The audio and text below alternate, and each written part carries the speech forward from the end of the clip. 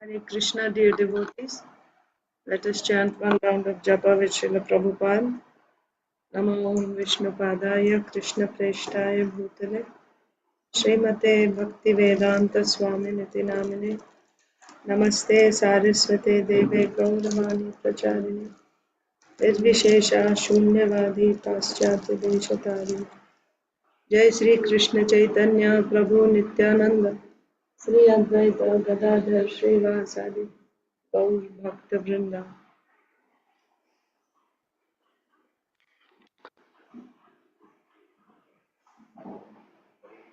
Hare Krishna, Krishna Krishna, Hare Hare, Hare Ram, Ram Ram, Hare Hare. Hare Krishna, Krishna Krishna, Hare Hare, Hare Ram, Ram Ram, Hare Hare. Hare Krishna, Krishna Krishna, Hare Hare, Hare Ram, Ram Ram, Hare Hare. Hare Krishna, Krishna Krishna, Hare Hare, Hare Ram, Ram Ram, Hare Hare.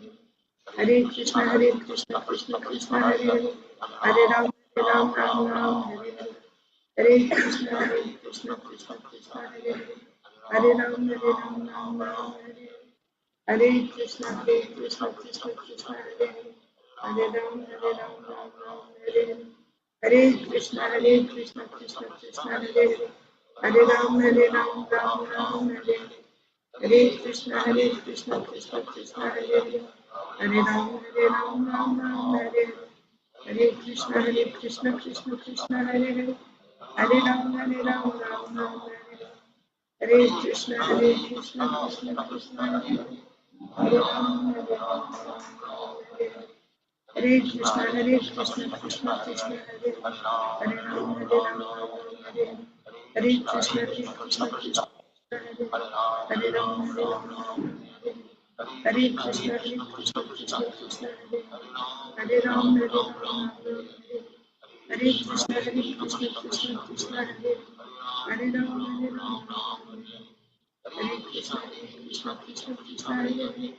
Ram, Hare Hare. Hare Krishna, Krishna Hare Hare Ram, Hare Hare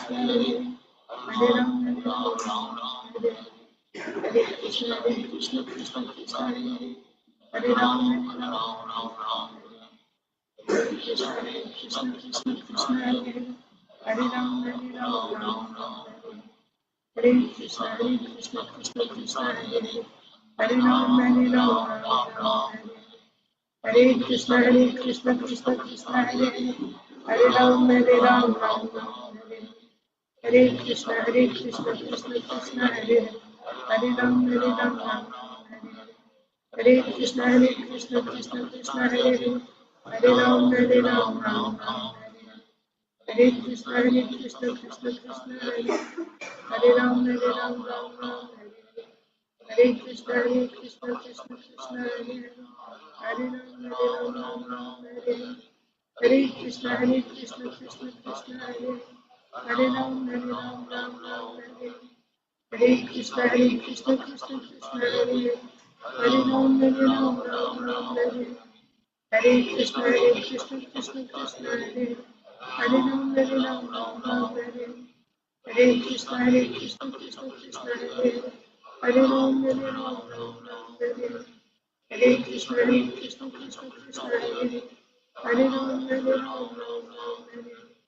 Hare Krishna, Krishna Hare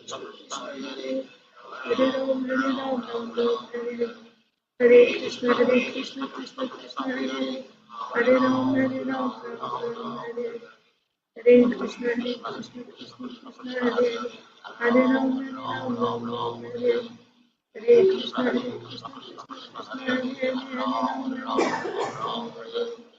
Hare Krishna, Krishna Hare Hare Ram, Ram. Hare Krishna, Krishna Hare Hare Ram, Ram. Hare Krishna, Krishna Hare Ram. Hare Krishna, Krishna Hare Hare Ram. Hare Krishna, Krishna Hare Hare Ram, Ram. Hare Krishna, Krishna Hare Hare Ram, Ram. Hare Krishna, Krishna Hare Hare Ram, Ram. Hare Krishna, Krishna Hare Hare Ram, Ram. Hare Krishna, Krishna Hare Hare Hare Ram, Ram Ram, Hare Hare Krishna, Krishna Krishna, Hare Hare, Hare Ram, Ram Ram, Hare Hare Krishna, Krishna Krishna, Hare Hare, Hare Ram, Hare Krishna, Krishna Krishna, Hare Hare, Hare Ram, Ram Hare Hare Krishna, Krishna Krishna, Hare Hare, Hare Ram, Ram Hare Hare Krishna, Krishna Krishna, Hare Hare, Hare Ram, Hare Krishna, Krishna Krishna,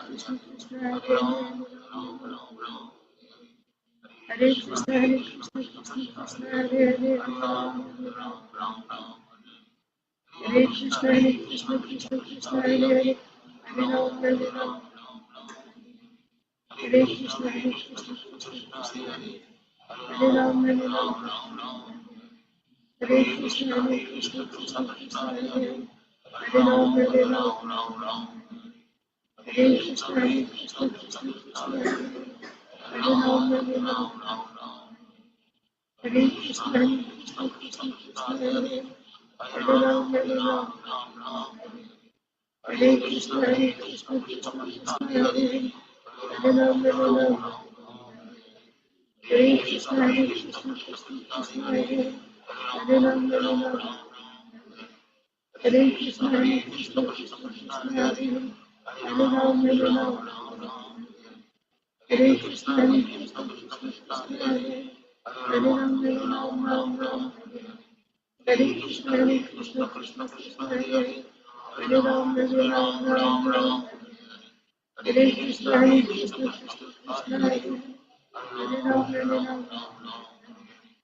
Hare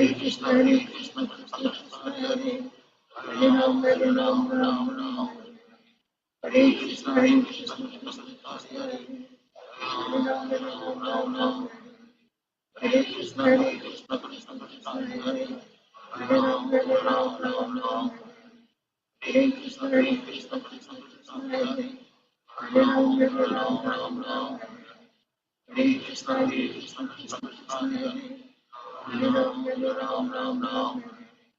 Hare Krishna, Krishna Krishna, Hare Hare, Hare Ram, Hare Krishna, Krishna Krishna, Hare Hare, Hare Ram, Hare Krishna, Krishna Krishna, Hare Hare, Hare Krishna, Krishna Krishna,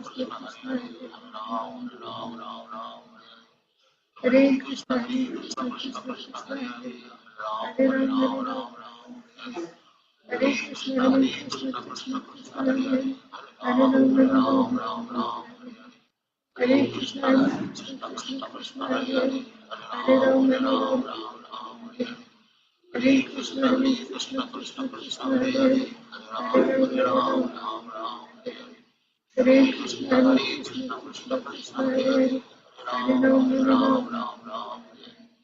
Hare Krishna, Krishna Krishna, Hare Ram, Hare Krishna, Krishna Krishna, Hare Hare, Hare Ram,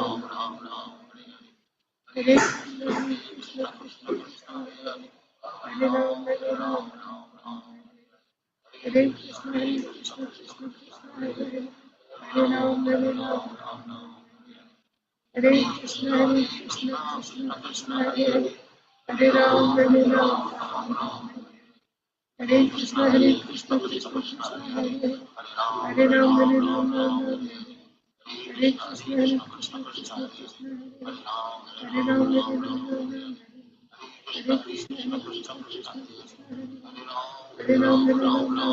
Hare Ram, Hare Krishna, Krishna Krishna, Hare Ram, Hare Krishna, Krishna Krishna, Hare Ram,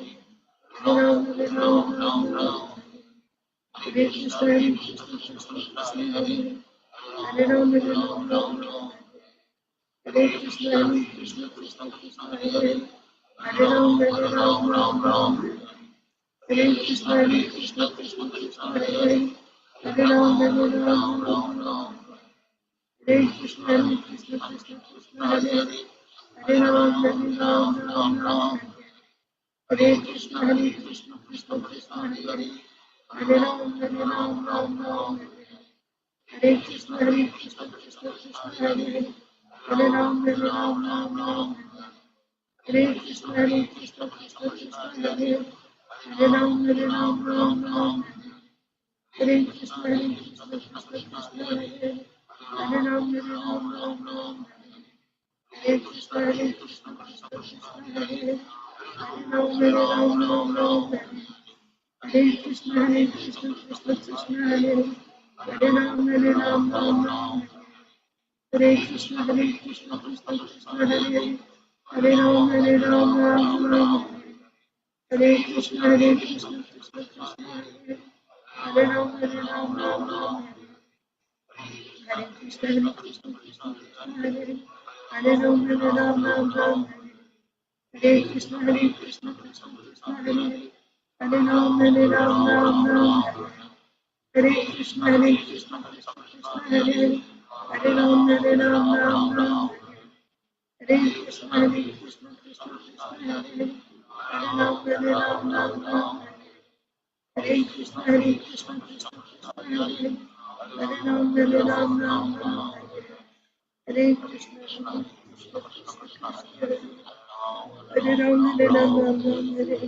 Hare Krishna Krishna Krishna Hare Ram Ram.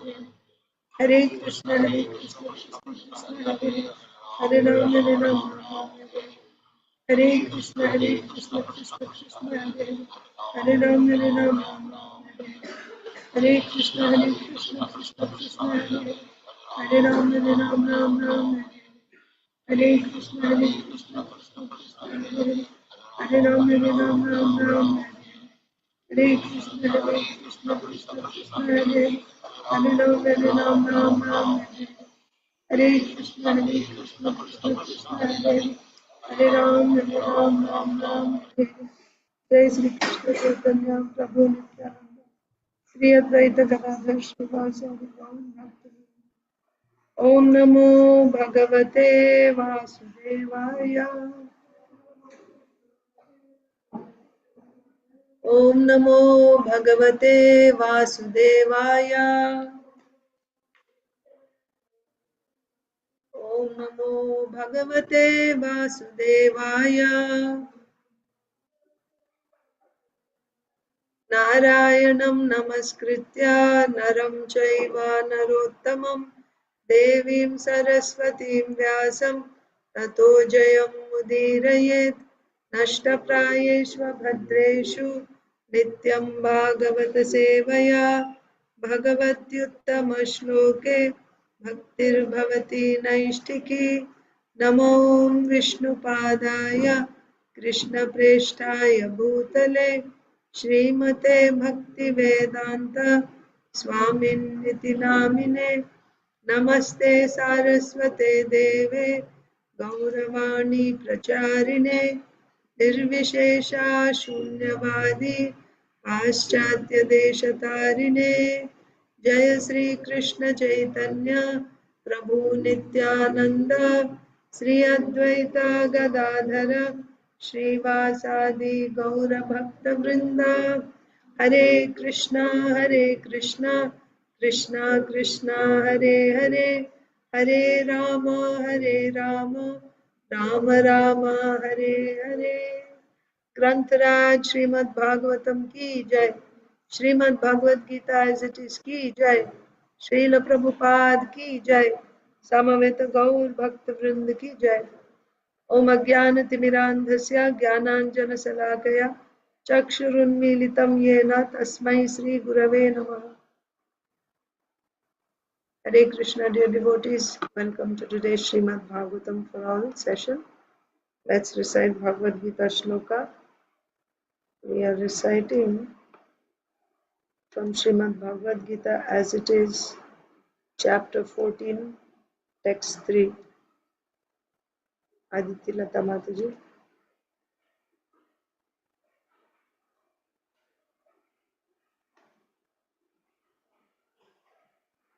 Hare Krishna Mataji, please accept my humble obeisances. All glories to Srila Prabhupada.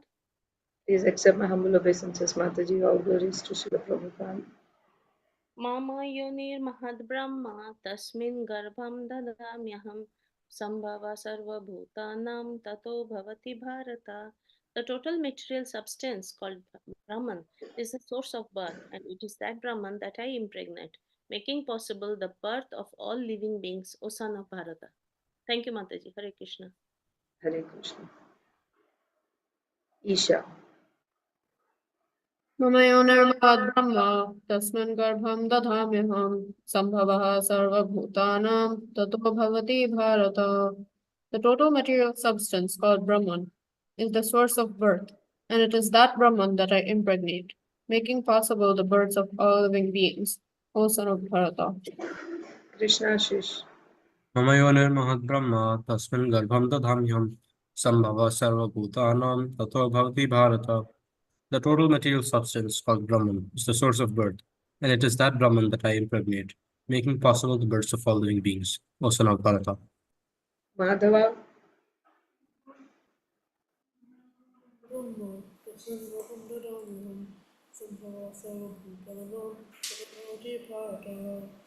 total material substance called Brahman is the source of birth, and it is that Brahman that I impregnate, making possible the births of all living beings, O son of Bharata.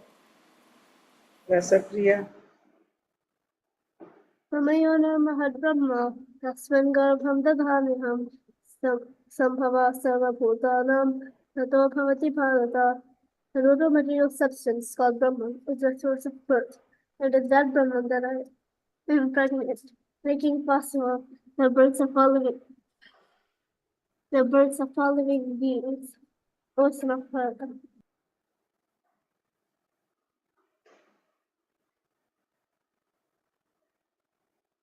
Okay. Everyone has decided. I forgot to send invitation, so that's why others didn't join.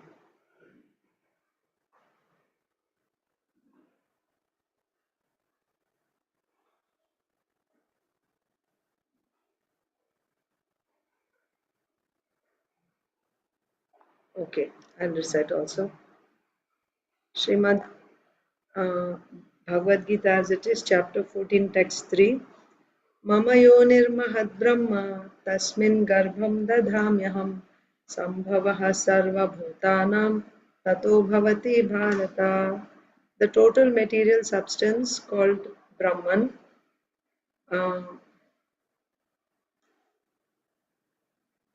is the source of birth, and it is that Brahman that I impregnate, making possible the births of all living beings, O son of Bharata.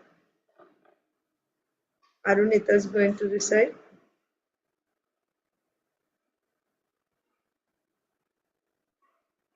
No? Okay. It's my fault, but I think we'll just move on to Srimad Bhagavatam so we don't lose much time. Srimad Bhagavatam, Canto 10, Chapter 1, The Advent of Krishna, Introduction.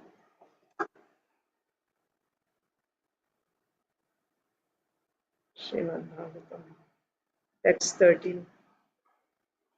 So, I'll just read the verse again. Naishati dussaha kshunmam tyaktodam api badhate pibantam tvanmukham bhoja chutam hari kathamritam na esha ati dussaha kshut mam tyaktodam api badhate means you should take na badhate means it is not causing me any pain. What is not causing me any pain? Esha, this, ati dussaha kshut. Ati dussaha means extremely unbearable. That which is extremely, what is that? Hunger. Normally, hunger is unbearable, it's intolerable. But even that hunger is not causing any pain to me. And what else? Tyakta udam api. Not only hunger, that means not only did I not eat, I have also given up drinking water.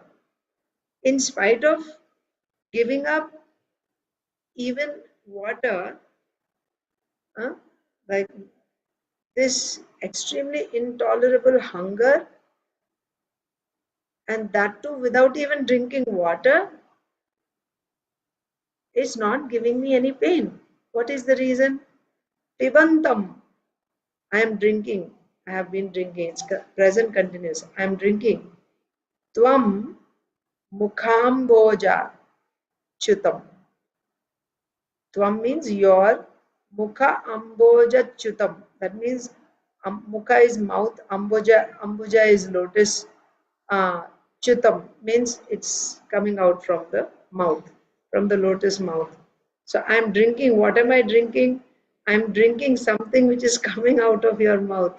What is coming out of your mouth? Your mouth is compared to a lotus. Your lotus, what comes out of lotus? Okay, that's there.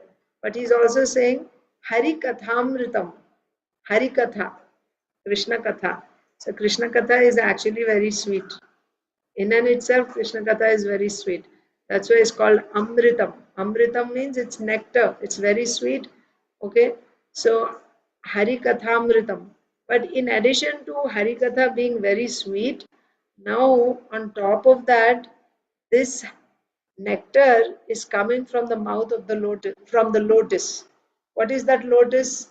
The mouth of Sukadev Goswami.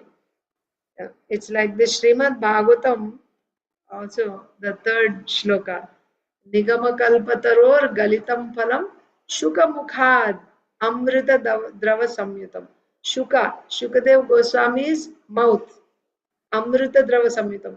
So this Bhagavatam is, by in and itself, it's very sweet, nectarian. But when it is spoken by Sukadev Goswami, it becomes even sweeter. And there in that third shloka, it is explained, 1 Canto 1, Chapter 1, Text 3, there it is explained, just like guava, amrud or piara, guava. It is very nice, delicious. But when it is bitten by a parrot, it is said to be even more delicious. So Sukadeva Goswami is a parrot, right? Shuka means parrot. So the Bhagavatam is actually very sweet. Harikathamrita, it's very sweet. But it becomes especially sweet when it is coming from the mouth of Sukadeva Goswami.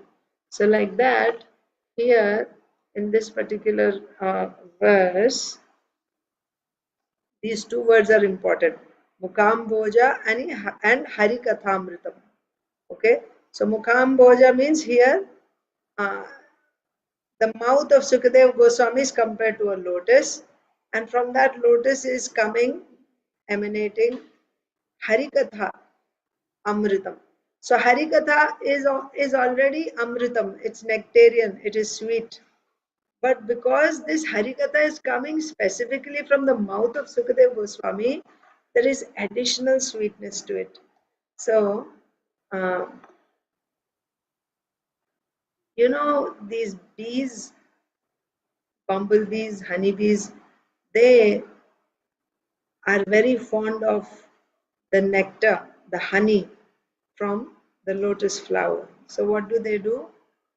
They go and they drink. And when they drink more and more, you know what happens? It's just like when someone drinks even sugar, right? What happens when you take too much sugar in children? Sugar rush. So you become hyper, and so it's actually intoxicating. That's how they make these intoxicating drinks also, from like grape juice. You just ferment it for some time and then you drink it. That becomes wine. But when someone drinks more and more honey from the lotus flower, what happens is they become intoxicated. So Srila Sukadeva Goswami, Srila Vishwanath Chakravarti Thakur gives 3 stages. What happens when one drinks nectar, too much nectar. One thing is he becomes intoxicated. Intoxicated means he goes mad, actually. He goes mad. So, mattatvam and madotvam. So, mada means you become like you go mad, right? You just become mad. That's why we also see in Chaitanya Lila, when we read, devotees, when they go into ecstasy, they do all kinds of crazy things. I mean, from material standards, it appears like crazy things. They start, you know, loudly calling out, or just jumping off of trees, and then falling down on the ground, rolling on the ground, slapping their arms. So this is like, it's like getting intoxicated. You go mad. So when someone hears, and what happens when someone goes mad, can you tell them anything? You do this or you don't do this. They're not in this world. In addition to this, there's one more symptom of one who gets intoxicated. So when you drink too much, you become intoxicated. When you become intoxicated, what happens? Even if somebody pinches you, somebody beats you, you don't have any feeling. It doesn't affect you at all. I have heard and I have also seen, when somebody wants to do some difficult work, difficult in the sense, by the way, this is not recommended, but people in the mode of ignorance, they do this. They take intoxication, some heavy intoxication, and then they do these heavy duty jobs which normally they wouldn't be able to do. The reason is, when you're intoxicated, you don't experience any sensations like pain and maybe even fear, these things. So it's like you become completely, you know huh? Callous. That's, yeah, like that. So you numb, right? It's like you become numb, no feelings. So now, why we are discussing this? Parikshit Maharaj is not feeling any hunger or thirst. Why he is not feeling any hunger or thirst? Normally, this hunger is very difficult to bear. You have some experience of that. You don't get prasadam, and then you just start, so many things start happening to your body. You go, you get angry and you get irritated, and so many things happen. And what to speak of someone who didn't even eat or drink for 4 days? What will be his condition? But Parikshit Maharaj is saying, nothing is happening to me. Why? Because although I'm not eating food or water, I'm drinking. And what am I drinking? I'm drinking the nectar which is coming from your mouth. And the result is, this nectar is so sweet. It is, Harikatha is very sweet. And on top of that, it is coming from your mouth. So there is additional sweetness coming from your mouth, because your mouth is compared to lotus, and from lotus there is nectar. So there is additional sweetness, and because I've been drinking it, so he already heard 9 cantos. This is the 10th canto. So he heard all these 9 cantos. Because of hearing this or drinking this nectar, I have become mad. I have become intoxicated, and also I have become completely numb, to callous to any pains, any suffering, like that. Sukadeva Goswami is, I'm sorry, Parikshit Maharaj is saying. So this is when, so this is one way of explaining. That means when you compare the mouth of Sukadeva Goswami to a lotus.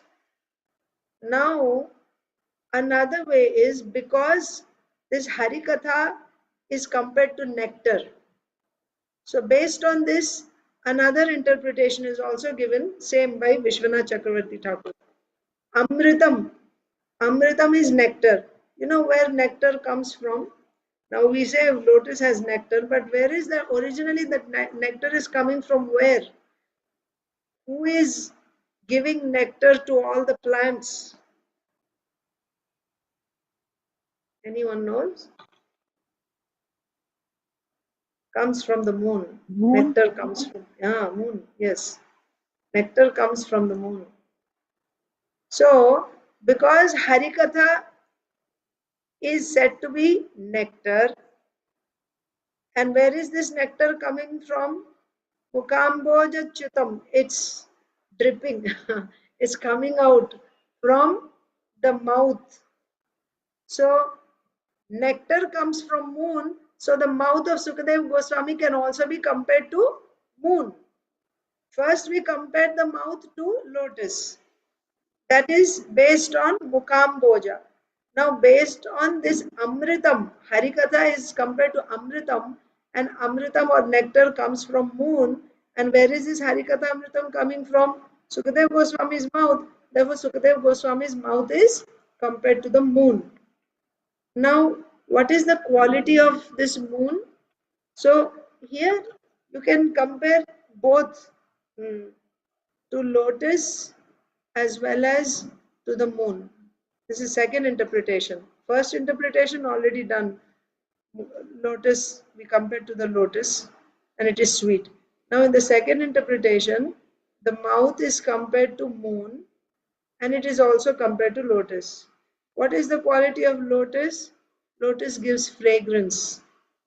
Yes, lotus gives fragrance. So of course this nectar is coming, but also because the mouth is compared to lotus, it gives fragrance.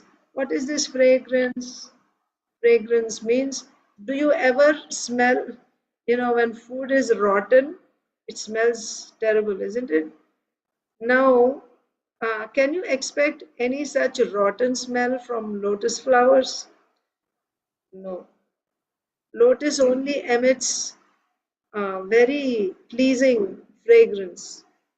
Okay, lotus only emits pleasing fragrance. Similarly, from Sukadev Goswami's mouth, you cannot expect any mundane talk. Whenever he opens his mouth, only Krishna Katha will come, which is very, very pleasing and also very, very beneficial for everyone. It's very, very pleasing. That's the other interpretation of Sukadev Goswami's mouth being compared to a lotus. Lotus always gives fragrance. Similarly, Sukadev Goswami's mouth always speaks of Krishna Katha, which is very, very soothing to the heart of all living entities. Next, because the mouth is compared to the moon, what does the moon do apart from giving nectar? When do you see the moon? When do you see the moon? At night. Yes, at night. So what does the moon do? Huh? Heals at night. Night. What is night? Darkness. Absence of sun. Darkness, yeah. So moon dissipates darkness. It gives light. In the night, when it is dark, there is moon shine, right? There's moon rays which dissipate darkness. Similarly, Sukadev Goswami's mouth is compared to a moon. From moon, there is moonshine or moon rays. Similarly, from Sukadev Goswami's mouth, there is these rays or Krishna Katha coming out from his mouth. And what does this do? It removes the darkness of ignorance. So by hearing Krishna Katha from Sukadev Goswami's mouth, what will happen? One will come out of ignorance. He cannot remain in ignorance anymore. This is the other. So from when it is if you look at this verse, Sukadev Goswami is saying, right? It looks very simple. All he said was that, especially about this, he just used two words here. This hunger, which is normally very difficult to tolerate, is not at all disturbing me, even though I have not even taken water. This hunger is not disturbing me. Why? Because I am drinking the Harikathamritam, which is coming from your lotus mouth. So he just used these two words, Harikatha Amritam, nectarian Harikatha coming from your lotus mouth. But in saying this, how much is there the intention behind these two words? Parikshit Maharaj's intention behind these two words, there's such a long, meaning. Although he just said it in two words, there's so much feeling and intention behind these two words. That's what we should understand. And what is the whole purpose? Parikshit Maharaj is trying to encourage Sukadev Goswami to please speak Krishna Katha. And why this verse is said? Because Parikshit Maharaj was thinking, Sukadev Goswami, because now Parikshit Maharaj in the previous verse said, please, right, speak in detail. So Sukadev Goswami may think that for the last 4 days I have been speaking and Parikshit is listening to me without drinking water even, or what to speak of eating or sleeping. So he must be really tired. And now he wants me to speak more in detail. I think he should take a short break before I can enter into Krishna's pastimes. I think it will be good for him that I should give him a short break, let him rest a little bit, and then I can start. Sukadev Goswami may be thinking like this. Considering this, Parikshit Maharaj is saying, no, please don't stop. Actually, as long as you are speaking, I don't feel any pain of hunger or thirst. Because I am drinking Harikatha, the nectar of Harikatha from your lotus mouth, and it's dissipating the darkness of ignorance. And this nectar, it is making me so intoxicated, I'm completely oblivious to any types of pain. And also one more thing, when he was he's going to die shortly. In 3 days he's going to die. Can you imagine what will be, what even now you meet or you hear about people, or maybe you have met people who are who have this terminal disease, and the doctors have already told them that now you're going to die, you're going to leave your body soon. So they have to prepare their consciousness, isn't it? Think about people who are about to die when they are told that they're going to die. Can you imagine what are the different things that they do and what are all the various thoughts that come to them? First of all, they will be shocked, they will be kind of depressed, and they'll have to leave everything behind, their dear ones, their wealth, their bodies, and they have so many plans that they wanted to do. Now it is all finished, the game is over. They can become depressed actually, and then they have to deal with that. And they may even consider, why I even got into this situation, where did I go wrong, I should not have done that, like that. Now Parikshit Maharaj has only 3 more days left. He could also be thinking like that, what came over me that I put that dead snake on that Shaunak Rishi, I should not have done that. If only I had just, walked away without doing that, I wouldn't have been cursed by that boy, and I didn't have to die now. Oh,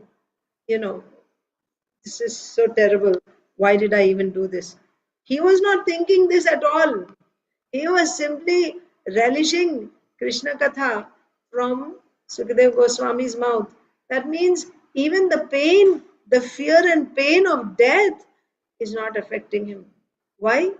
Because he's continuously hearing Pibantam. He's drinking the nectar of Krishna Katha coming through the mouth of Sukadev Goswami. So he's not feeling any type of pain, no fear of death, no pain, no regrets, no pain of hunger or thirst. On the contrary, he's actually feeling the fragrance. He's relishing Krishna Katha. He's enjoying it. He's enjoying it. This is Parikshit Maharaj's, and he's saying all this to Sukadev Goswami to encourage him. Don't stop. Please go right to Krishna's pastimes now. Don't take any breaks. Because if you take a break, then I will die. I will die if you take a break, because then I'll be suffering hunger and thirst and everything else will come, and I don't know how I will deal with this. I will die. So if you don't stop, that's life for me. If you stop, then I'm going to die. Okay. So did we finish reading the purport? I think we finished. I think I was just reading it over, but I'll just read it one more time quickly. Okay. Because of my vow on the verge of death, I have given up even drinking water. Yet, because I am drinking the nectar of topics about Krishna, which is flowing from the lotus mouth of your Lordship, my hunger and thirst, which are extremely difficult to bear, cannot hinder me. Purport. To prepare to meet death in 7 days, Maharaj Parikshit gave up all food and drink. As a human being, he was certainly both hungry and thirsty, and therefore Sukadeva Goswami might have wanted to stop narrating the transcendental topics of Krishna. But despite his fast, Maharaj Parikshit was not at all fatigued. The hunger and thirst from my fast do not disturb me, he said. Once when I felt very thirsty, I went to the ashram of not Shaunaka, Shamika Muni to drink water, but the Muni did not supply it. I therefore wrapped a dead snake over his shoulder, and that is why I was cursed by the Brahmana boy. Now, however, I am quite fit. I am not at all disturbed by my hunger and thirst. So it's not the same as it was before. At that time, I was disturbed. Now, even though I'm hungry and thirsty, that day, only one day I was hungry. Still, I became disturbed. Now, for 4 days, I didn't eat or drink, but I'm not at all disturbed, Parikshit Maharaj is saying.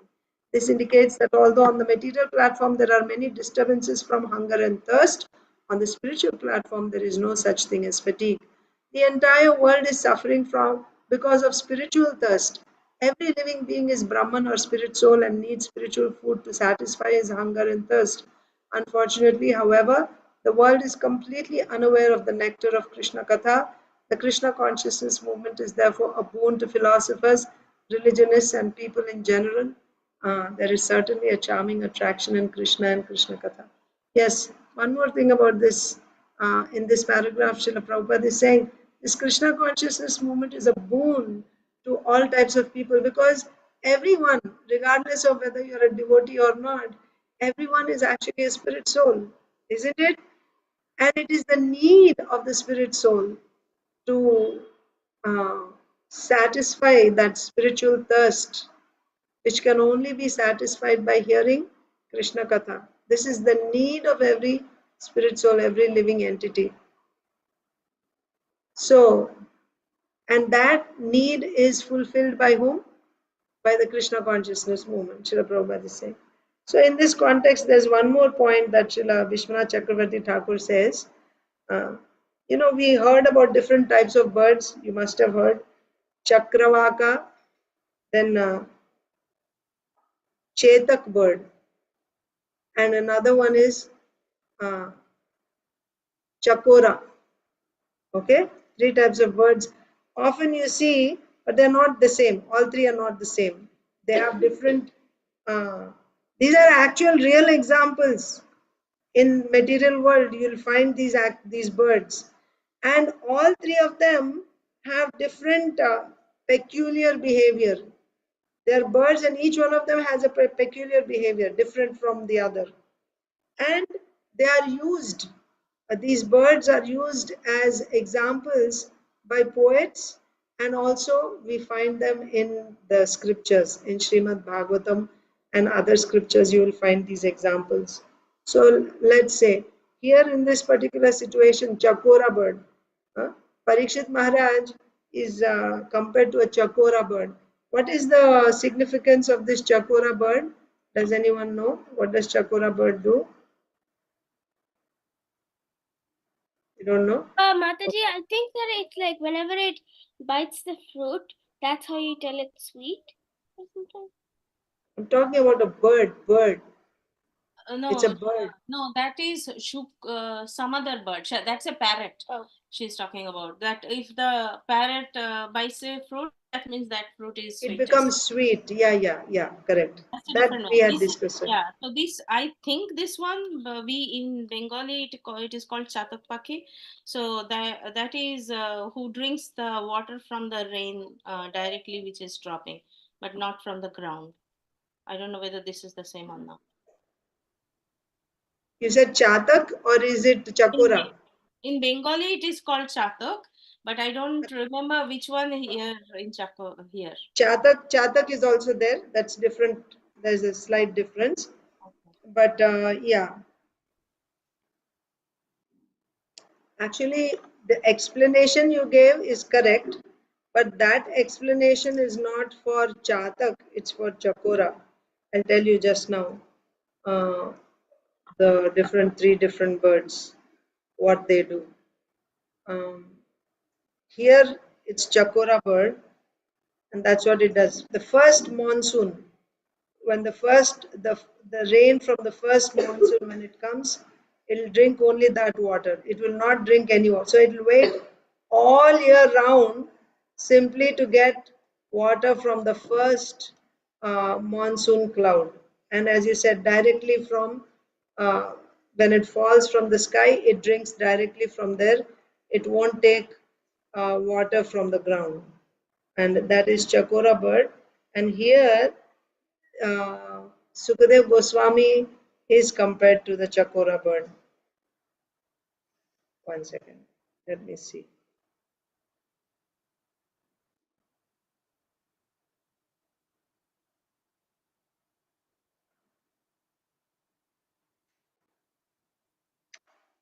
I'll share the screen with you. So,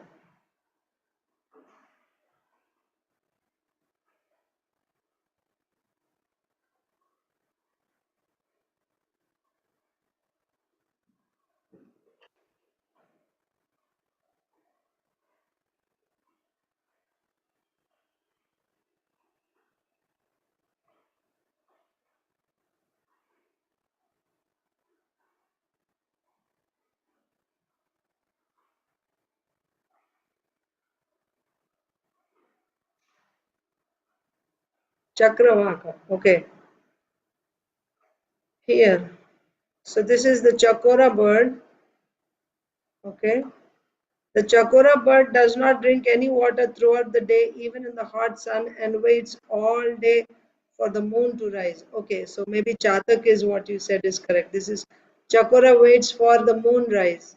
So every day it will drink, but it won't drink during the day. It will wait for the moon rise. After sunset, when the moon rises, it quenches its thirst by drinking the moon rays.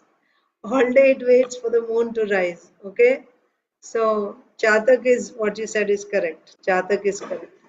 Chakora does what it does is it won't drink all day, no water, and it will wait until sunset.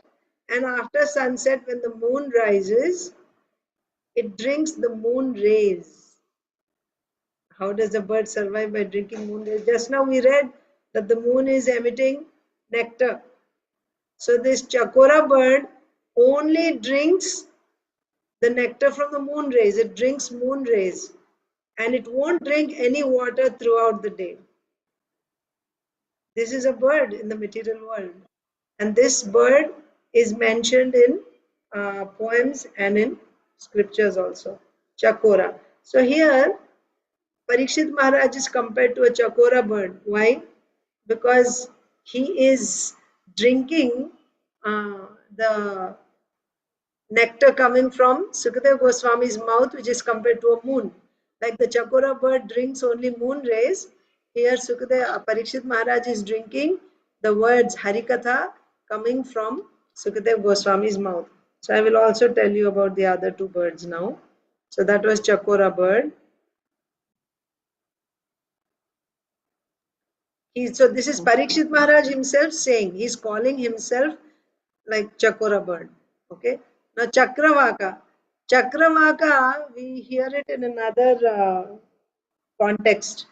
While reading Srimad Bhagavatam only, we come across this Chakravaka bird. So it cries for its mate all night. Okay, because somehow you know, they don't fly in the night. They, first of all, these birds, Chakravaka birds, they fly in pairs, right? There's male and female. But at night, they're separated. And when they're separated, all night long, you hear them singing, actually crying, calling for the mate all night long, calling, calling, calling. Well, you know where we hear this? The queens in Dwaraka, right? When they are feeling separation from Krishna, separation from Krishna means, you know, they have some water sports and then Krishna goes away. And then the queens are feeling separation from Krishna.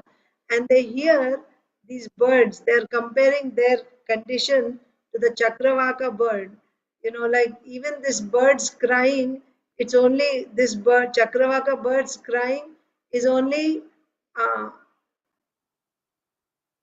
uh, it's causing pain to my heart because it's reminding me of my situation or our situation. The queens are talking amongst themselves like that.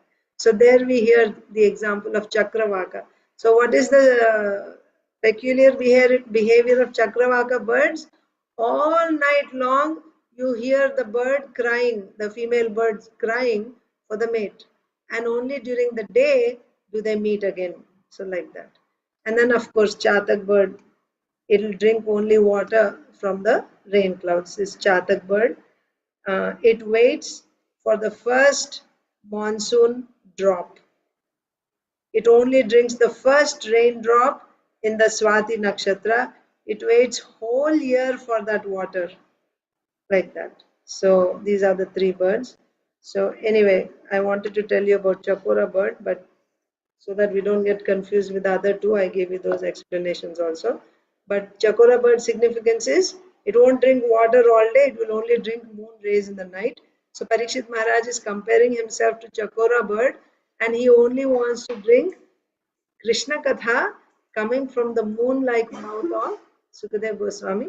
And also I told you how this removes the ignorance. Yes, just like moon dissipates darkness, this Krishna Katha from Sukadeva Goswami's mouth removes ignorance.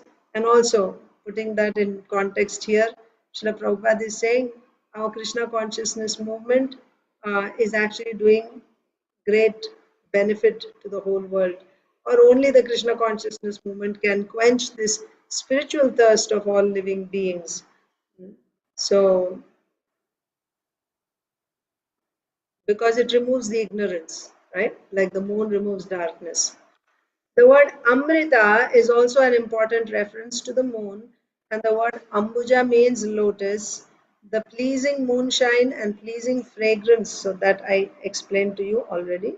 The pleasing moonshine and the pleasing fragrance of the lotus combined to bring pleasure to everyone hearing Krishna Katha from the mouth of Sukadeva Goswami. So his mouth is both the moon as well as the lotus. As the moon, it is giving pleasing moon rays, and as a lotus, it's giving fragrance. Matirna Krishne parato svatova mito bhipadyeta grihavratanam adanta gobhir vishatam tamisram punah punascharvita charvananam. Because of their uncontrolled senses, persons too addicted to materialistic life make progress toward hellish conditions and repeatedly chew that which has already been chewed. Their inclinations toward Krishna are never aroused, either by the instructions of others, by their own efforts, or by a combination of both. Srimad Bhagavatam, 7th canto, 5th chapter, text 30. So those whose senses are not controlled, right, about them. What do? They are repeatedly chewing the chewed. That means they're simply going after the same sense gratification, but they just go try to get more juice out of it every time. But like a bubble gum, chewing gum, right? After you take all the juice, there is no juice, but still you keep chewing on it, hoping that it will give some, pleasure, trying to get some pleasure out of it. That is the condition of people with uncontrolled senses. Their inclinations toward Krishna are never aroused, either by the instructions of others. So Pashugna, right? We discussed Pashugna. So Pashugna means, one meaning was those whose goal in life is simply to enjoy.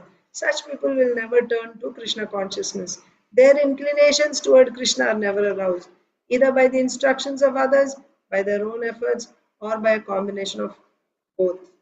Yes, there cannot be aroused. At the present moment, all of human society is engaged in the business of chewing the chewed. Punash charvita charvananam.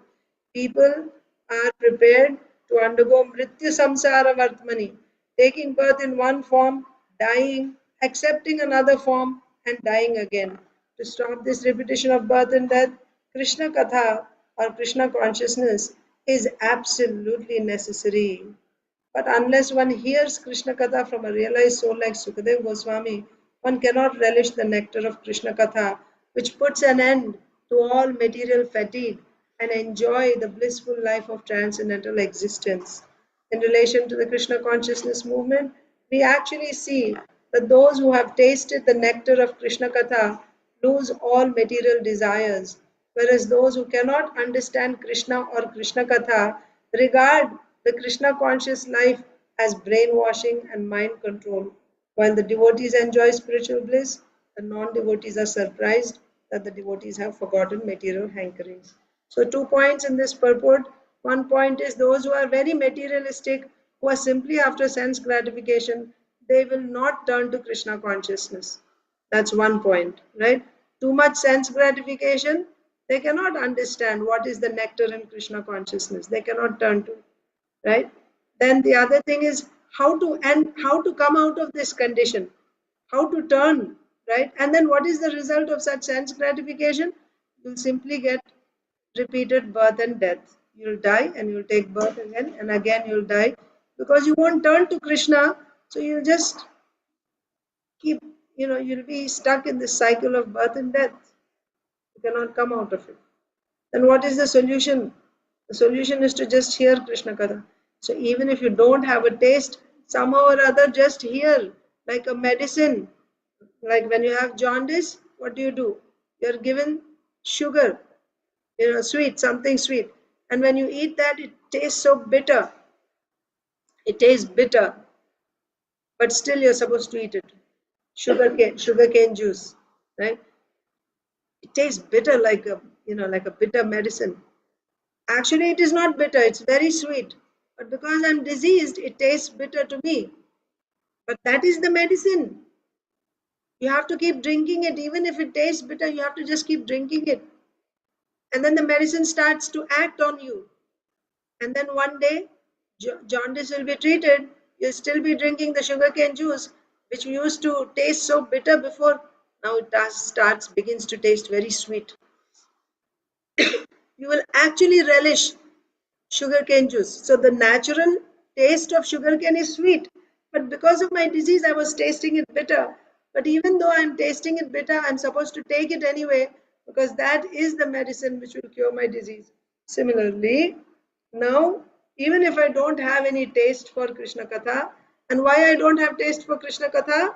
Because I have goals for sense gratification, right?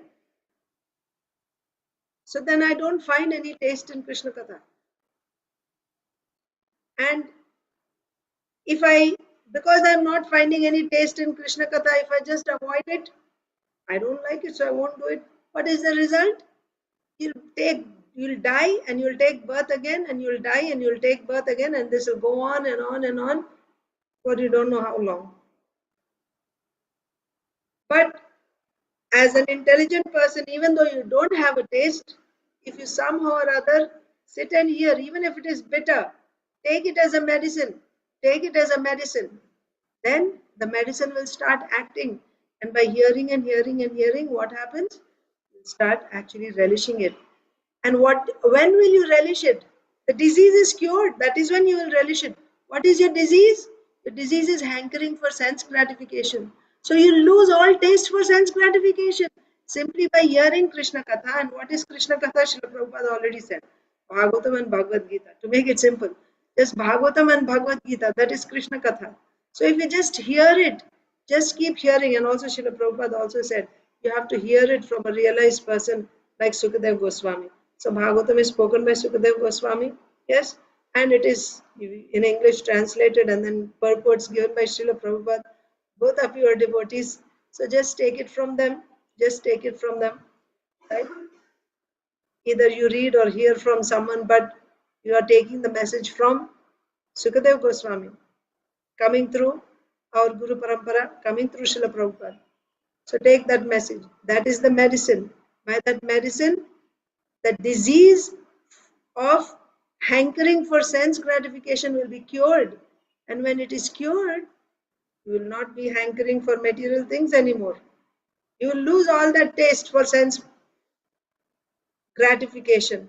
You will start relishing Krishna consciousness. You will start relishing Krishna Katha. And then those who have not yet taken this medicine, they will be wondering why these people don't get taste in, parties and this and that, right? So that's what Srila Prabhupada is saying in the purport there. So now we'll go to the next verse. Do you know who's supposed to read? I lost track. We got a break in between. By the way, that was the last verse spoken by Parikshit Maharaj in this particular section. So we started the 10th canto, first chapter, and Parikshit Maharaj is asking questions. So this verse, 13th verse,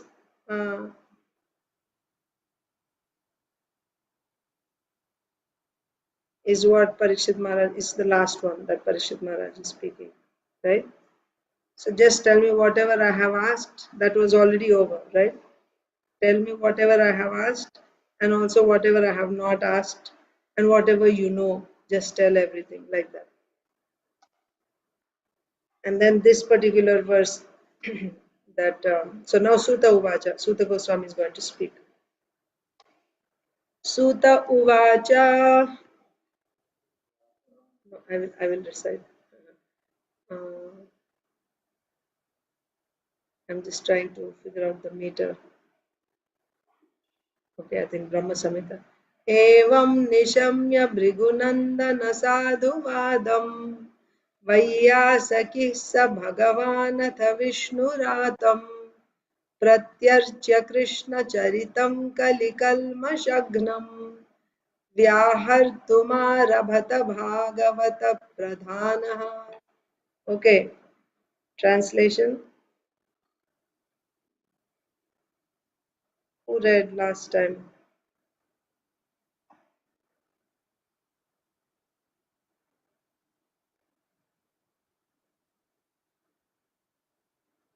Anyone remembers? I think Isha Krishna, Shish Madhav, Rasapriya, somebody was reading. Recollect.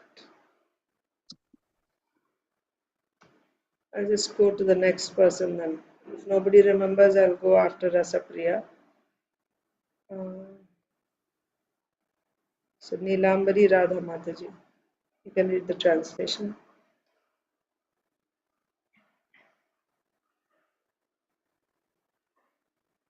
Krishna Mataji, Dandavat Pranam, Jai Shri Prabhupada. Dandavat Pranam Mataji, Jai Shri Prabhupada. Suta Goswami said, O son of Brigo, after Shukdev Goswami, the most respectable devotee, the son of Vyasdev, heard the pious question of Maharaj Parikshit. He thanked the king with great respect. Then he began to discourse on topics concerning Krishna, which are the remedy for all sufferings in this age of Kali. Thank you, Mataji. Thank Hare you. Krishna. Suta Goswami said, O son of Bhrigu, after Sukadev Goswami, the most respectable devotee, the son of Vyasdev, heard the pious questions of Maharaj Parikshit. He thanked the king with great respect. Then he began to discourse on topics concerning Krishna. Okay, so one point here is Parikshit Maharaj was asking questions of Sukadev Goswami. Who's saying this? Suta Goswami is narrating the conversation between Parikshit and Sukadev Goswami to the sages of Naimisharanya, headed by Shaunaka, isn't it? Suta Goswami speaking to Shaunakadi rishis, and Suta Goswami said, "Oh, these are the questions asked by Parikshit. Now Sukadev Goswami is going to speak." So in between Suta Goswami, we are reading what Suta Goswami is saying. Now we will hear, after this we will hear what Sukadev Goswami is saying to Parikshit Maharaj, or how he is responding to Parikshit Maharaj.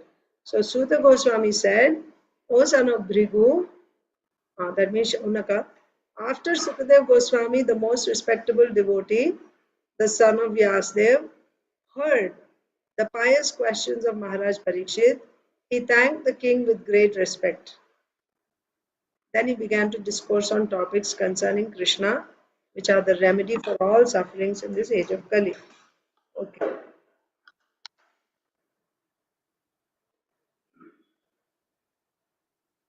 Yes, Mataji. Aditi Lata Mataji can read the first paragraph. In this verse, the words Krishna Charitam, Kali. Mataji, me. Yes, I Mataji. am read, right? Priyanka Mataji. Sorry, I forgot. Yes, Mataji, please go ahead. I read the first paragraph. Thank you. Yeah. In this verse. Mataji, I am leaving now, so I won't be able to read. Okay. Yes, Mataji, you go ahead. Yeah, you read the second paragraph, Mataji, because I'll leave. In this verse, the words Krishna Charitam Kali Kalmasa Gnam indicate that the activities of Lord Krishna are certainly the greatest panacea for all miseries, especially in this age of Kali. It is said that in Kali Yuga, people have only short lives and they have no culture of spiritual consciousness. If anyone is at all interested in spiritual culture, he is misled by many bogus swamis and yogis who do not refer to Krishna Katha. Therefore, most people are unfortunate and disturbed by many calamities. Srila Vyasdev prepared Srimad Bhagavatam at the request of Narad Muni in order to give relief to the suffering people of this age. Kali Kalmasa Gnam. The Krishna consciousness movement is seriously engaged in enlightening people through the pleasing topics of Srimad Bhagavatam. All over the world, the message of Srimad Bhagavatam and Bhagavad Gita is being accepted in all spheres of life, especially in advanced educated circles. Thank you, Mataji. Yes, Priyanka Haripriya Mataji.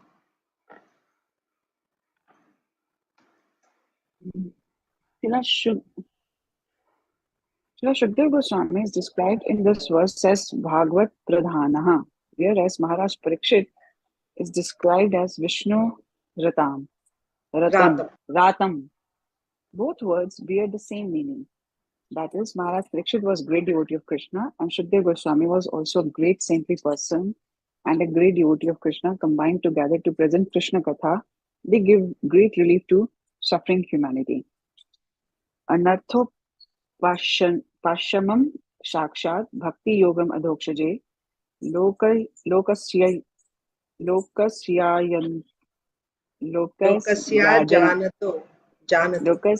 Janato Vidvamsh Chakre Satvata Samhitam. The material miseries of the living entity, which are superfluous to him, can be directly mitigated by the linking process of devotional service. But the mass of people do not know this, and therefore the learned Vyasadeva compiled this Vedic literature, Srimad Bhagavatam, which is in relation to the supreme truth. Bhagavatam 1.7.6. People in general are unaware that the message of Srimad Bhagavatam can give all of human society relief from the pangs of Kali Yuga, Kali Kalmasha Ghanam. Kali Kalmashagnam. Yes. That's it. Thank you, Mataji. Okay, so we will discuss this verse tomorrow, but we have read it already. Let me see, maybe, or I'll just discuss it. So, Sutta Goswami is saying, now Sukadev Goswami thanked Parikshit Maharaj And then he began, and his answer. So that we will see in the coming verses what exactly Sukadeva Goswami said. So that means he begins his discussion of Krishna Katha. So now Sukadeva Goswami will begin Krishna Katha. All these verses Parikshit Maharaj spoke, all these verses that Parikshit Maharaj spoke were meant to encourage Sukadeva Goswami to speak Krishna Katha without giving a break. Don't stop, just speak Krishna Katha. So after hearing this, the eagerness of Parikshit Maharaj, Sukadeva Goswami will begin Krishna Katha now. So that we will see in the coming verses. So Suta Goswami is saying in between that when Sukadeva Goswami heard Parikshit Maharaj's pious questions, he thanked the king with great respect. So even Suta Goswami is respecting Parikshit Maharaj. See, Suta Goswami is saying what? What are the words used for Parikshit Maharaj? Evam nishamya bhrigunandana sadhu vadam vayyasaki. Vayyasaki means Sukadeva Goswami. Sa Bhagavan atha Vishnu Ratam. So Vishnu Rata is who? Parikshit Maharaj, right? Pratyarchya Krishna Charitam Kali Kalmashagnam Vyahartum Arabhata Bhagavata Pradhana. Bhagavata Pradhana. Okay? And he is Vishnu Rata. So Kali Kalmashagnam. Pratyarchya Krishna Charitam Kali Kalmashagnam. So Kali Kalmashagnam means Kali Kalmasha. Kali Kalmasha means the miseries or the various sufferings that one has to endure in Kali Yuga or by the effect, by the influence of Kali Yuga. So such Kali Kalmash Agnam, this Krishna Katha, Krishna Charitam is, when one hears Krishna Charita or the glories of Krishna, all the sufferings or all the impurities, right, contamination that one gets because of Kali Yuga, all that is destroyed. Okay, Kali Kalmashagnam, the troubles of the age of Kali Yuga. Okay, troubles of the age of Kali Yuga. Kali Kalmasha. Agnam means destruction. So the troubles of Kali Yuga are destroyed by what? By Krishna Charita, by Krishna Katha. So therefore, Parikshit Maharaj, who is called Vishnu Rata, why is called Vishnu Rata? Because the Lord personally protected him in the womb, right? He's personally, because of being protected by the Lord personally, he is. So what does it tell us? Here he's called Bhagavata Pradhana. He's called Bhagavata Pradhana. Bhagavata means a great devotee. Pradhana means of all pure devotees, he is the chief. That's what it means, isn't it? Bhagavata Pradhana. Bhagavata is who? This book Bhagavata and person Bhagavata. So of all Bhagavatas, the best, right? Bhagavata Pradhana. Why is being addressed like that? Oh, of course, this is here. Bhagavata Pradhana is Sukadeva Goswami. Bhagavata Pradhana is Sukadeva Goswami, chief among the pure devotees. And Vishnu Rata is Parikshit Maharaj.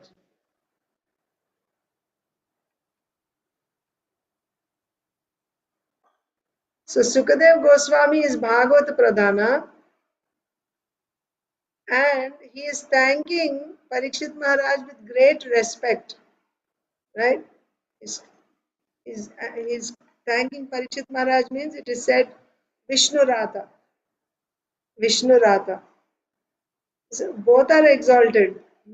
Sukadeva Goswami is thanking Parikshit Maharaj. But Srila Prabhupada is explaining the word Krishna Charitam Kali Kalmashagnam. This Srila Prabhupada is explaining in the purport.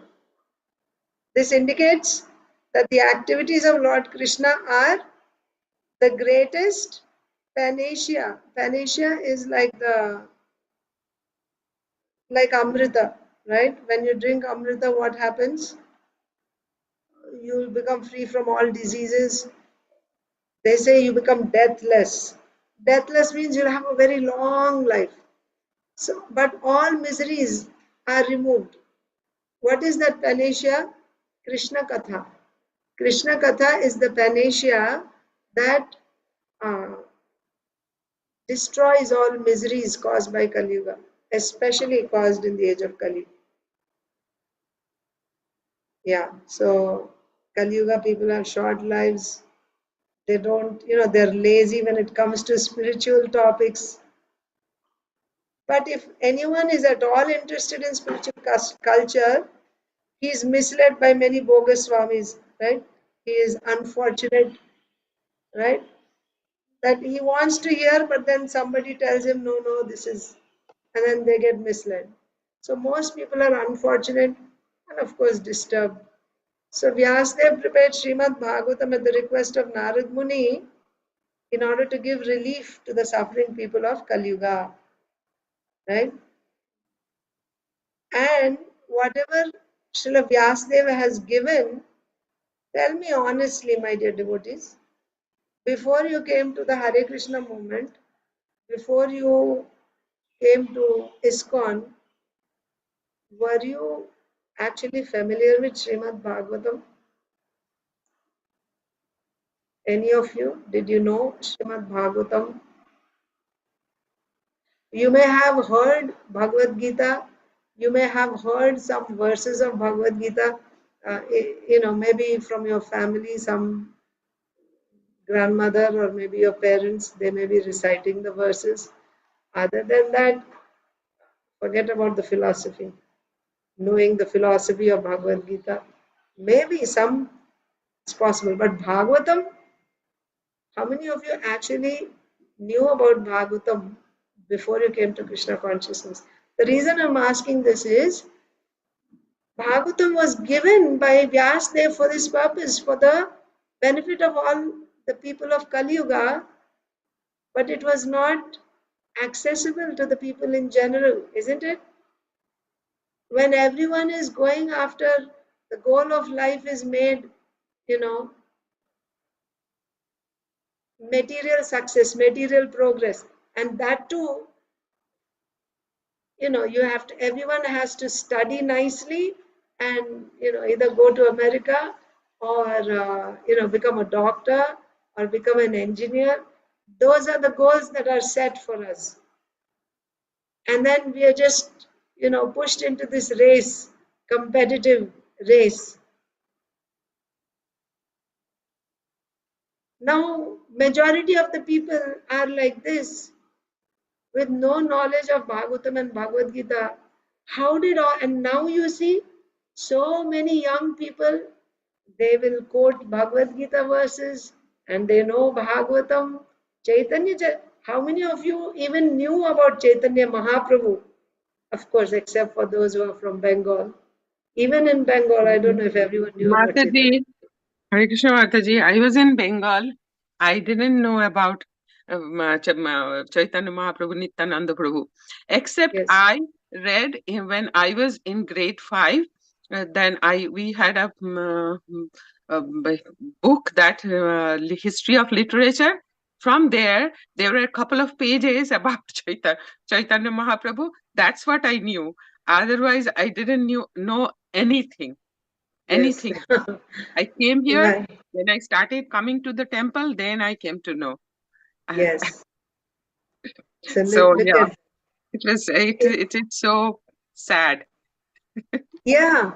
I didn't know anything about I knew Chaitanya. Mataji because we had this Chaitanya Mat, and that's why I knew about Chaitanya, but not like elaborately, not that Yeah, he is Krishna, not like that. Chaitanya Mat, we went, but we didn't know about who is Chaitanya Mahaprabhu, who is Nityananda Prabhu. Nothing in detail. Right. Yeah. Yeah, it's very sad.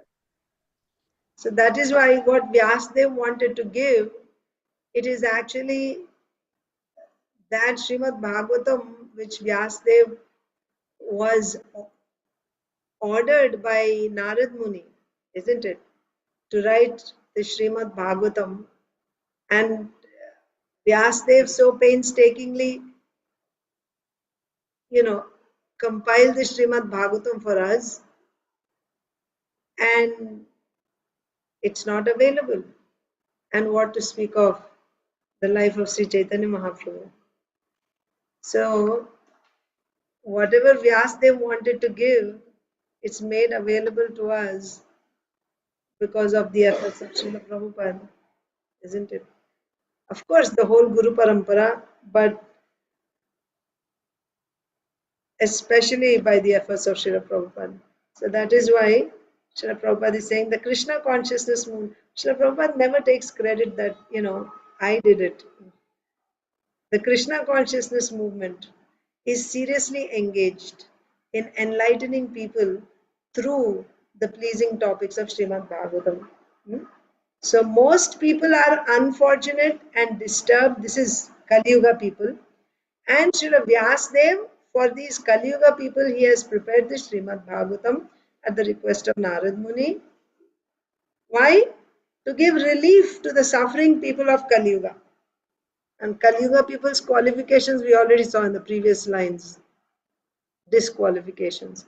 To give relief to them, Narad Muni told Vyasadev to give Srimad Bhagavatam, but that Srimad Bhagavatam is made available to all of us because of the Krishna consciousness movement.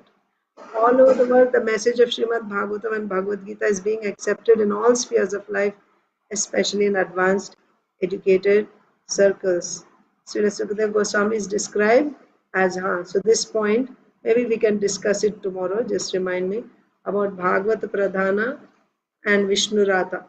We will discuss it because that will take some time and we are already going over time. I'll quickly read Bhagavad Gita and Srila Prabhupada's Leelamrita.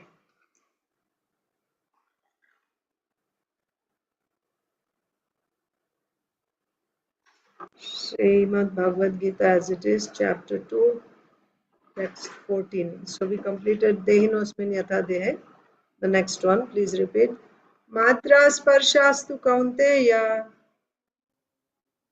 Shitoshna Sukha Dukkhadaha Agamapayino Nityas Tam Stitikshasva Bharata. O son of Kunti, the non-permanent appearance of happiness and distress and their disappearance in due course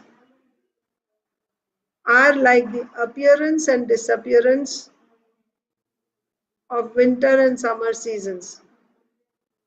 They arise from sense perception, O scion of Bharata, and one must learn to tolerate them without being disturbed. So what was the previous one? As the embodied soul continuously passes in this body from boyhood to youth to old age, the soul similarly passes into another body at death. A sober person is not bewildered by such a change. Why a sober person? Because previously, text 11, Krishna told Arjun, you're lamenting for what is not lamented by learned persons. So then who is a learned person? A learned person is he who laments neither for the gross body nor for the subtle body. He does not lament. Then, why he does not lament? Because he is not this body. Right? The soul never dies. Soul is always existing, past, present, and future. And they are individual. Right? They are individual. They're always they're existed in the past, they're existing in the present and in future. So then you may get confused. Past I didn't see, future also I didn't see. I'm only seeing this present body. Oh, in this body also you can see how the soul is eternal and the body is temporary. In this body also, that is 13. Dehinosmin Yatha Dehe. In this body, you are a young person, a baby, then a young person, then an old person, right? So the body has been changing. You were a small baby, a few inches long, and then now you are so tall. So the bodies are different, but you are the same person because you remember what happened when you were 3 years old and now you are 50 years old. You know what happened when you were 15 years old and what happened when you're 30 years old, right? That means you are the same person, but the body is not the same. Body has changed. So just as you see in this body, in this life, how the body has changed, but you are the same person. Similarly, at the time of death, also the body will change. You will leave this body and get another body, but you will live. So that's the connection. Then you may say, ah, but it's painful, right? Arjun can say here to Bhishma Dev, Arjun can say to Krishna that this philosophy is fine, that you are not this body and you are actually a spirit soul. The body is constantly changing. So at the time of death, the person just takes on another body. But still, he won't be in front of me, right? Isn't it? Now he's in front of me, he's talking to me. Yes, he's a spirit soul, but when he leaves this body, he won't be in front of me. Is it not natural to feel separation? Is it not natural to feel distressed? Yes, it is natural. But this is expected, this is unavoidable. This is unavoidable. You cannot change it. You cannot change it. Like when winter comes, it's cold. You don't like it when it is really cold. What can you do? What can you do? You cannot stop the winter. And you cannot just stop going to work and sit at home and cry or, keep complaining. Why is it so cold? No, you just get ready, wear winter clothes and get out of the house, right? Use heat in your car and then go to work. That's what you do. Similarly, in summer, now in India, it's hot summer. I heard even there, yesterday it was pretty hot. So if it is so hot, it's not very comfortable. Not if, it's not pleasing. But that doesn't mean you don't do your daily activities. But you may say, but it is still uncomfortable. You cannot deny the fact. Yes, it's accepted. You simply have to tolerate it. There's no other way. You just have to tolerate it. That's the point. Tam stitikshasva bharata.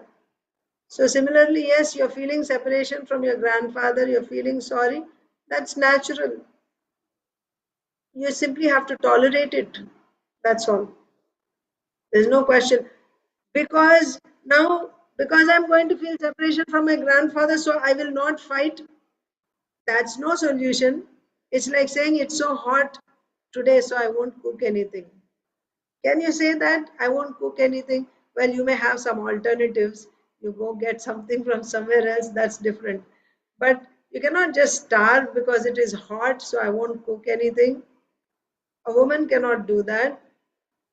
Or a sadhu who is daily a spiritualist, right? His daily regulation is get up early in the morning and take bath. Oh, it is so cold, I won't take bath today. You cannot do that. Yes, it is cold, no doubt, and it is not pleasing to take shower early in the morning, no doubt. What to do? Tolerate it, but you cannot stop your duty. That's the point. So Arjun may say, oh, I'm feeling sorry that after I kill them, they'll be gone. I feel bad. Yeah, if you feel bad, tolerate it. But you cannot stop your duty. You have to continue your duty. That's the message. O son of Kunti, the non-permanent appearance of happiness, not just happiness, both happiness and distress, they're non-permanent, they come and go. And their disappearance in due course are like the appearance and disappearance of winter and summer seasons. They arise from sense perception of sign of Bharata and one must learn to tolerate them. Tolerate not only the distress, also tolerate the happiness. Don't get carried away by the happiness also, right? One must learn to tolerate them without being disturbed. Purport by Srila Prabhupada. In the proper discharge of duty, one has to learn to tolerate non-permanent appearances and disappearances of happiness and distress. According to Vedic injunction, one has to take his bath early in the morning, even during the month of Magh, January and February. It is very cold at that time. But in spite of that, a man who abides by the religious principles does not hesitate to take his bath.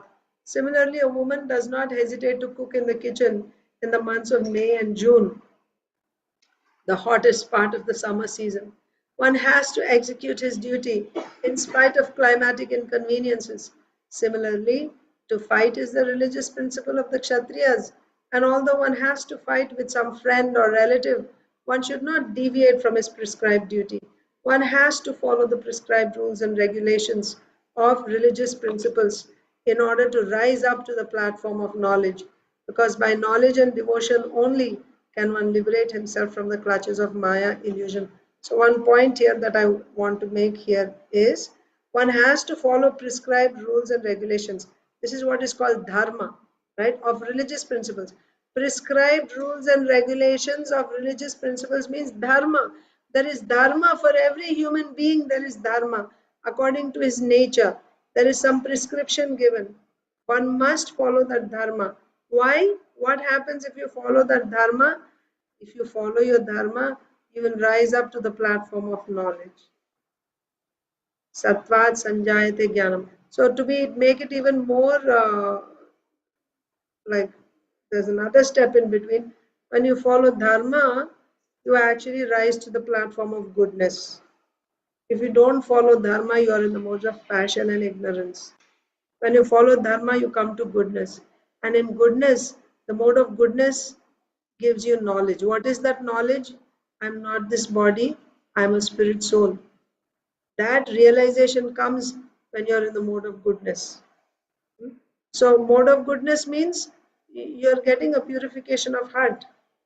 Simply by following your dharma, you can get a purification of heart. So don't give up your dharma. That's the point. So one has to follow the prescribed rules and regulations of religious principles in order to rise up to the platform of knowledge, because by knowledge and devotion only can one liberate himself from the clutches of Maya. Note here, by knowledge alone, Prabhupada didn't say, by knowledge and devotion. Only by knowledge you cannot be liberated. It's not possible. Theoretical knowledge alone won't give you. The two different names of address given to Arjuna are also significant. To address him as Kaunteya signifies his great blood relations from his mother's side. Right? Arjun, son of Kunti. Who is Kunti? Krishna's aunt. And to address him as Bharata signifies his greatness from his father's side. Right? Bharata Vamsha, Bharat dynasty. We just saw the 9th canto, Moon dynasty. Right? In that Bharat, which Bharat? Bharat, the son of Dushmanta. Shakuntala. Yeah, Shakuntala and Dushmanta. So that Bharat. So you're coming, you have such a great ancestry, both from father's side, mother's side, you're Krishna's aunt's son, right? Krishna's cousin. From father's side, you're coming from Chandravamsa and Bharat dynasty. That's why Kaunteya and Bharata. To address him as Bharata signifies his greatness from his father's side. From both sides, he is supposed to have a great heritage. A great heritage brings responsibility. It's not just that you have a big position and you will enjoy it. That's not the purpose. Big name means with that comes responsibility. With big name comes responsibility. Right?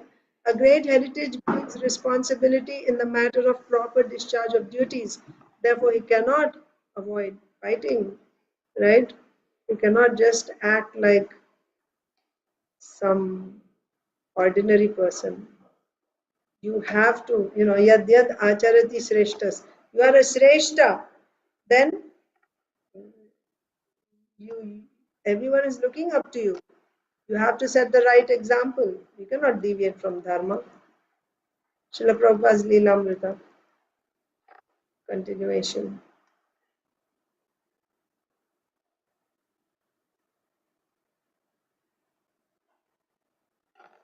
So Prabhupada is on the streets because this what's his name? David, right? He went crazy and he attacked Srila Prabhupada. So Srila Prabhupada had to literally, flee from that Bowery loft, and he was on the streets. So he called Carl Jurgens, and then they offered to, they could see it was an emergency, so they said Srila Prabhupada could stay with them. So he was living with his wife, Eva. So after Carl found Prabhupada, they went straight to Carl's place, an AIR loft, smaller than the one Prabhupada had been living in. It had a main living area, large and open, with areas for the kitchen and bedroom partitioned off. There were decorative indoor plants and a profusion of throw pillows placed all around. Carl's loft was much brighter than the dingy, factory-like space in the loft on the Bowery. The floor was painted bright orange. Carl used to say it looked like the deck of a ship. The walls and ceiling were white, and light from 7 skylights filled the room. Carl and Eva settled the Swami in one corner. Prabhupada had left his belongings at David's loft and didn't want to go back. So Carl went over to pick up a few essential items. Prabhupada asked him to leave most of his things, including his books, suitcases, and reel-to-reel tape recorder, where they were. Although by this time David had come down from the intense effects of the LSD, he remained crazy. When Carl arrived at the loft, the door was locked and David was inside, afraid to let anyone in, although finally he relented. He had shut and locked all the windows, making the loft oppressively hot and stuffy. Bill Epstein, who also came by that day, analyzed David as having had a drug-induced nervous breakdown, a narcopsychosis. And although David was sorry he had exploded at the Swami, neither Bill nor Carl thought Prabhupada should live with David again. Apparently, Prabhupada's chances of making the loft into a Radha Krishna temple were finished. Carl and Bill gathered up a few of the Swami's belongings, and David stayed behind in the loft. He wanted to be alone. Carl Jurgens knew Prabhupada's living habits and wanted to accommodate him with a suitable place to live and work. In a small alcove at one end of his loft, Carl had a small study which he allocated for the Swami. Carl also set up a cushioned dais and arranged the living room around it so that guests could sit on the floor in a semicircle. Carl's wife, who didn't really like the idea of a Swami moving in, agreed to cover a few cushions with Indian Madras material for him anyway. That means even though she didn't like it, she just agreed. Things went smoothly for a while. Prabhupada continued his morning and evening classes, and many of the Bowery hip crowd came by. 3 of his regular callers lived right in the same building, and a few others, including Carl's brother, were just around the block. Michael Grant, James Green, even David Allen came once. So the rest we will read tomorrow.